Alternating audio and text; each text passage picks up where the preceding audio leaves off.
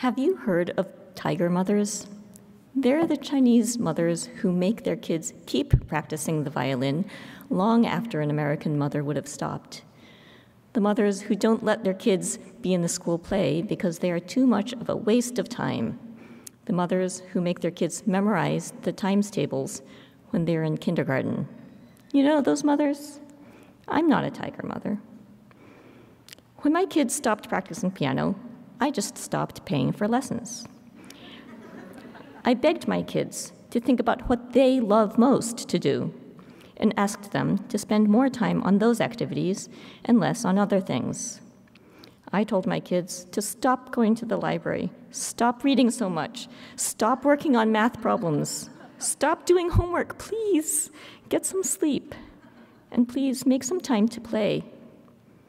I am not a tiger mother. I hate the idea of mothers living their own personal dreams by treating their children as puppets. I don't get any secret joy from exercising power. In fact, I kind of resent having the power that I do have as a parent. And the last thing my kids should think is that they have to achieve in order to earn love. For one, being a child of God automatically gives them more worth than any mere mortal could. But besides, I can't help liking and loving them. They're my dear children. I'm not a tiger mother.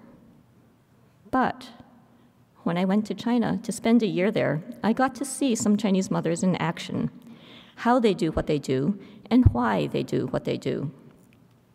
I am not a tiger mother. If I were a true tiger mother, I would have found out earlier which non-boring math curriculum to recommend to my kids' school for their independent study, so they could have learned more and experienced sooner the joy of real math.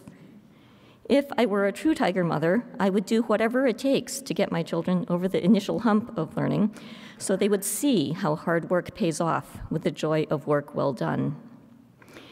If I were a true tiger mother, I would not have let them quit piano. They liked piano. They wanted to get good at it. They just didn't realize that that would entail a lot more practice than they were doing. On the other hand, if I were a true tiger mother, I would have pulled them out of ballet and soccer years before I did, so they could have spent their time and energy on activities that meant something to them, so that they would have a reason to learn to be coachable. I would have found a way to teach them to be coachable at all. Maybe they've learned it now out on their own. I just haven't witnessed it. If I were a true tiger mother, I would tell my kids to dream big, because they can learn to master anything that they set their mind to. And then, like a kid dreaming for a puppy, and like their family getting a puppy for the first time, I'd be there when they hit the reality of what that dream requires. I'd help them to follow through with what it really takes to make their dreams come true, even if the reality evokes complaints about me. I wish I knew how to do that. If I were a true tiger mother, I'd have learned from the masters how to communicate the understanding that learning is never done, not because they never measure up as human beings, but learning is never done because there's no such thing as perfection. There's always more to learn and discover. Can they see the wonder in all around them, no matter where they look, and delight in the infinite wonder?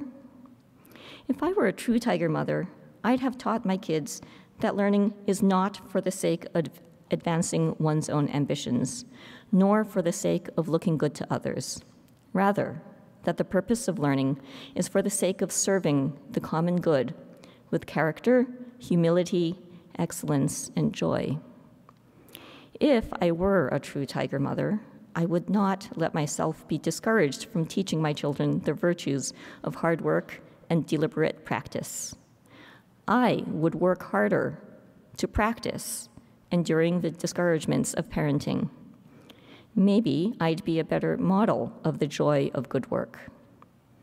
That's what real tiger mothers do, and that's why they do what they do. I'm not a tiger mother, but I aspire to be one. Perhaps it's not too late.